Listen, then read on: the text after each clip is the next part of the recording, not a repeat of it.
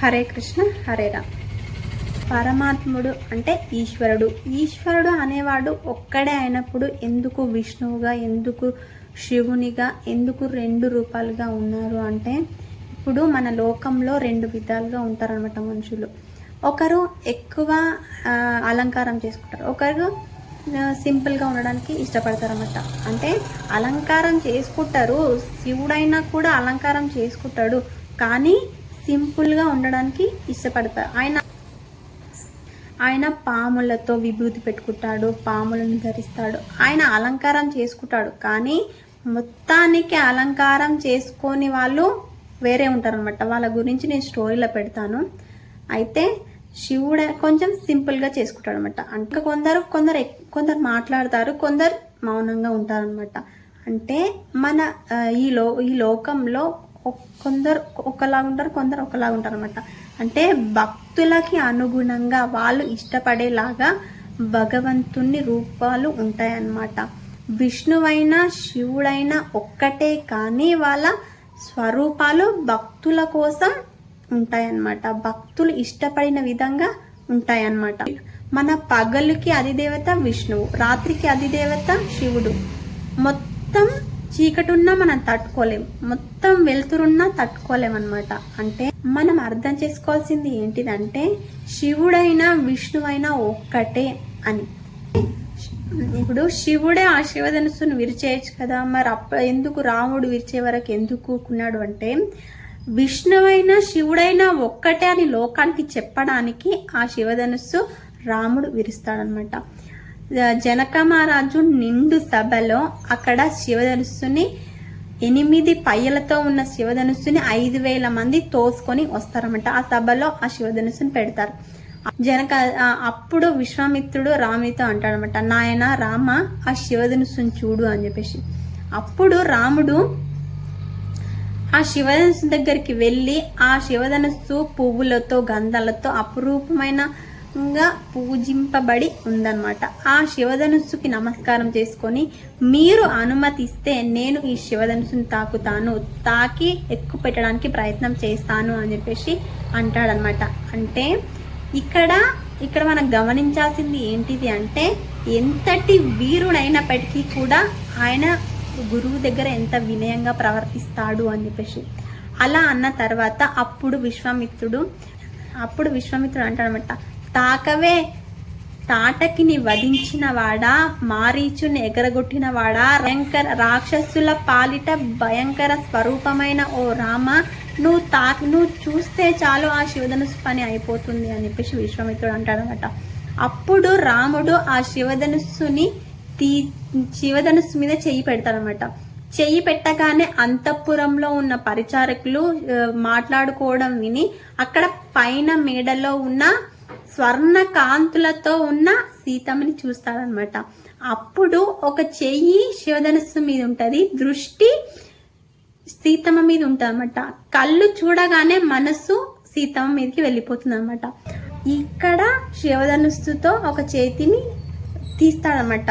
ఆ తీస్తూ ఉండగానే ఎప్పుడైనా కూడా ధనుస్సు ఎక్కువ వింటి నారి ఉండదన్నమాట. నారి విడిచిపెట్టి ఆ నారి తీసిపెట్టి ఒట్టి ధనుస్సు మాత్రమే ఉంటుంది. కానీ రాముడు పెట్టెలోంచి తీసినప్పటికీ నా ధనుస్సుకి వింటినారి కట్టి ఉందన్నమాట. ఎప్పుడు వింటినారిని కట్టాడో కూడా ఎవరికి కనిపించలేదన్నమాట. ఆ విధంగా ఆయన రాముడు ధనస్సును తీయగానే ఆ విధంగా పెట్టెలోనే ఉండంగా ఆ నారిని కట్టాడా అన్నట్టుగా ఆ శివధనుస్సుకి ఇట్లా బయటకు తీయగానే నారి కట్టి ఉందన్నమాట. దృష్టికి సీతమ్మకి శివధనుస్సు అడ్డం వస్తుంది అని చెప్పేసి ఆ శివధనుస్సుని ఇలా ఆ విధంగా అడ్డంగా పట్టుకుంటాడనమాట. పట్టుకొని ఎక్కువ పెట్టగానే రాముని దృష్టికి సీతమ్మ సిగ్గుతో తల వంచుతుంది. ఇక్కడ చేతిలో ఉన్న శివధనుస్సు పెళ్ళున 2 చెరుకు గడలాగా 2గా విరుగుతుందన్నమాట.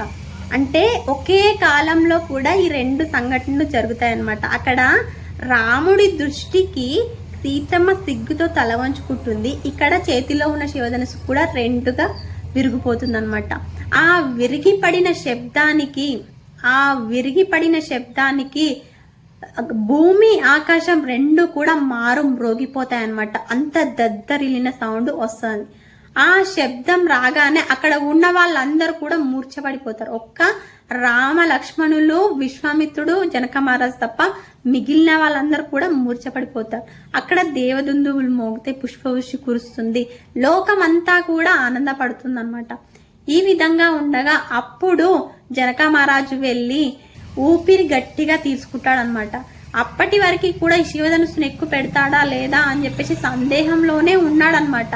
కానీ ఎప్పుడైతే శివధనుసు విరిగి పడిందో అప్పుడు సీతమ్మకి వరుడు దొరికాడు, సీతమ్మకి తగినవాడు దొరికాడు అని చెప్పేసి ఎంతో ఆనంద పరవశుడైపోతాడనమాట. ఈ యువకుడు చూపించిన ఈ పరాక్రమము నేను ఎప్పుడు కూడా చూడలేదు. అంత అద్భుతంగా చూపించాడు, అంత అత్యుత్తంగా చూపించాడు. అంటే మనం మాటలతో చెప్పలేనప్పుడు ఈ విధమైన అద్భుతము అని వాడతాం అనమాట. అంత అద్భుతంగా చూపించాడు అని చెప్పేసి అంటాడనమాట. నేను ప్రతిజ్ఞ చేసిన విధంగానే ఈ విల్లు విరిచిన వారికి సీతమ్మని ఇస్తాను అని చెప్పేసి అక్కడ మొత్తం సభలో ప్రకటిస్తాడనమాట. ఇది విధంగా ఉండగా దశరథ మహారాజుకి కబురు పెడతారనమాట. రాముడు స్వయంగా వచ్చి ఈ విల్లు విరిచాడా? రాముడు యజ్ఞరక్షణ ఆయన చేశాడా?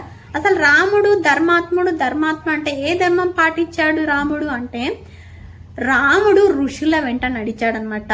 అంటే రాముడు ధర్మాన్ని స్థాపించలేదు, ఉన్న ధర్మాన్నే పాటించాడు అన్నమాట. ఋషులు తన తపశ్శక్తితో దర్శించిన ధర్మాన్ని, అదే సనాతన ధర్మం. ఆ ధర్మాన్ని తపశ్శక్తి దర్శించిన ఋషులు ఉన్న ధర్మాన్నే పాటించాడనమాట. రాముడు కొత్తగా సృష్టించలేదు ఈ ధర్మాన్ని, ఉన్నదే అప్పటి వరకు ఉంది ధర్మము. ఆ ధర్మాన్ని ఆయన నడిచి చూపించాడనమాట. మన సనాతన ధర్మానికి హర్ష ధర్మము అని కూడా అంటే ఋషులు స్థాపించిన ధర్మము. ఈ ఋషులు స్థాపించిన ధర్మము రాముడుకి ముందు కూడా ఉంది, కానీ రాముడు ఈ ధర్మాన్ని పాటించాడనమాట. ఋషులు చూపించిన ధర్మాన్ని రాముడు పాటించడం వల్ల రాముడు ధర్మాత్ముడు అయ్యాడు అన్నమాట. ఈ విధంగా ఉండగా అక్కడ దశరథ మహారాజుకి ఈ కబురు తెలియగానే ఎంతో ఆనంద పరవశుడైపోతాడనమాట. తన పుత్రుడు ఇంతటి పరాక్రమం చూపించాడా అని చెప్పేసి బంధుమిత్రులని, పత్నులని, భరత శత్రుఘ్నులు వాళ్ళందరిని తీసుకొని పోవడానికి 3 రోజులు పడుతుంది, వాళ్ళందరూ రావడానికి 4 రోజులు పడుతుంది అనమాట. మిథిలా పొలిమేరలకి రాగానే జనక మహారాజు, దశరథ మహారాజు వాళ్ళందరినీ కూడా సాగరంగా ఆహ్వానిస్తారనమాట. ఈ విధంగా ఉండగా అక్కడ విడిది ఏర్పాటు చేసిన తర్వాత మీ వంశపు వారితో నేను వియ్యం పొందడం నా ఎంతో అదృష్టంగా భావిస్తున్నాను అని చెప్పేసి జనక మహారాజు అంటాడనమాట. మన రాముడి వంశంలో ఉన్న వాళ్ళందరూ కూడా గొప్పవాళ్ళమాట. మన ధర్మంలో ఏముంటుంది అంటే పొద్దున లేవగానే మన పితృదేవతలను, మన త్రిమూర్తులను, త్రిశక్తులను అందరినీ తలుచుకున్న తర్వాత పొద్దున్నే తలుచుకోవాల్సింది ఎవరిని అంటే రాముడు వంశంలో వీళ్ళందరినీ కూడా తలుచుకోవాలన్నమాట. అంటే ప్రాతకాలంలో తలుచుకునే వ్యక్తుల్లో వీళ్ళు కూడా ఉన్నారనమాట. బ్రహ్మ మానస పుత్రుడు మరీచి పుత్రుడు కశ్యప ప్రజాపతి పుత్రుడు వివస్వంతుని పుత్రుడు వైవస్వత మనువు పుత్రుడు ఇక్ష్వాకు పుత్రుడు కుక్షి పుత్రుడు వికుక్షి పుత్రుడు బాణుని పుత్రుడు అనరణ్యుని పుత్రుడు పృథు చక్రవర్తి పుత్రుడు త్రిశంకువు పుత్రుడు దుందుమారుని పుత్రుడు యవనాశ్వుని పుత్రుడు మాందాత పుత్రుడు సుసంధికి 2 పుత్రులు అన్నమాట. ధ్రువసంధి ప్రసేన జిత్తు. ధ్రువసంధి పుత్రుడు భరతుని పుత్రుడు అశితుని పుత్రుడు సగరుని పుత్రుడు అసమంజసుని పుత్రుడు అంశుమంతుని పుత్రుడు దిలీపుని పుత్రుడు భగీరథుడు.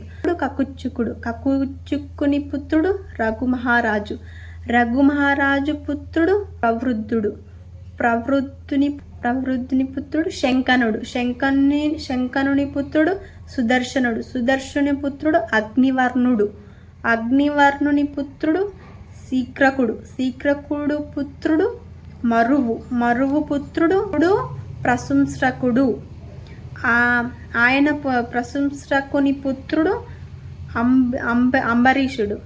అంబరీషుని పుత్రుడు నహుషుని పుత్రుడు యయాతి పుత్రుడు నాబాగుని పుత్రుడు అజుని పుత్రుడు దశరథ మహారాజు. ఆయన పుత్రుడు రామచంద్రమూర్తి.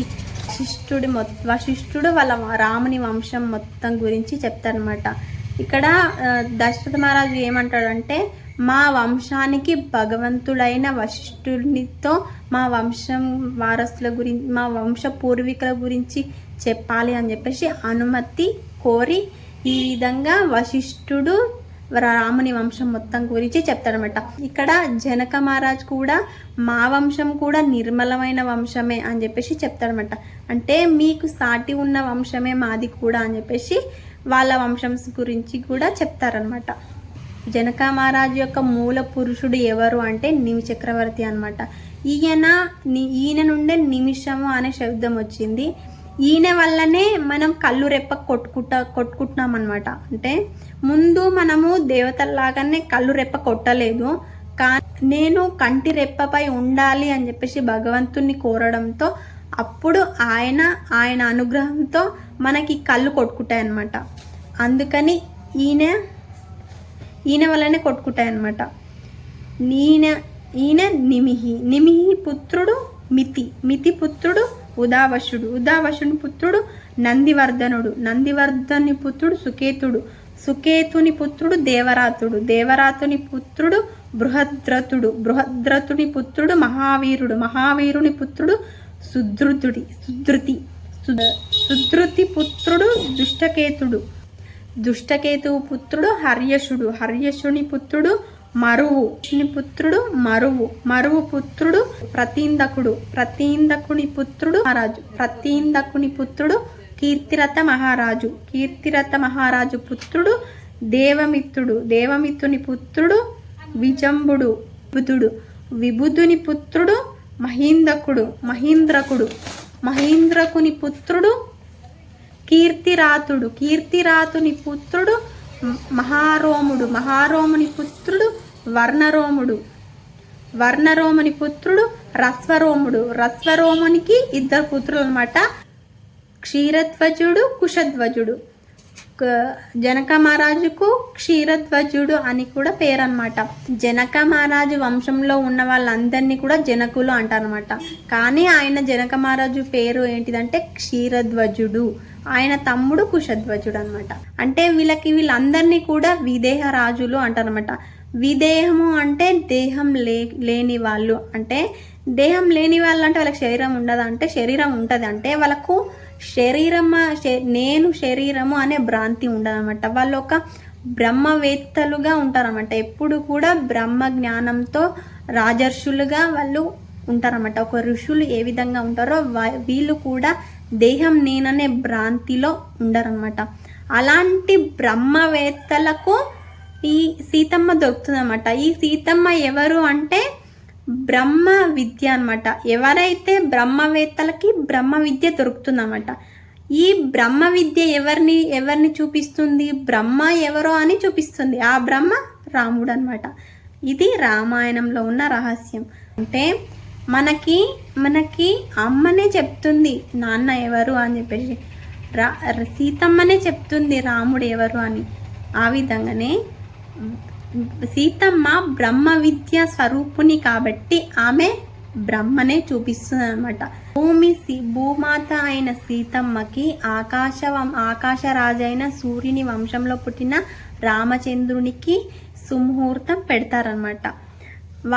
వీళ్ళిద్దరి వివాహం ఎప్పుడు జరుగుతుంది అంటే పాల్గొన మాసంలో పూర్ణిమ రోజు ఉత్తర నక్షత్రం రోజు వీళ్ళ పెళ్లి జరుగుతుంది అనమాట. సీతారాముల పెళ్లి ఆ రోజు జరుగుతుంది.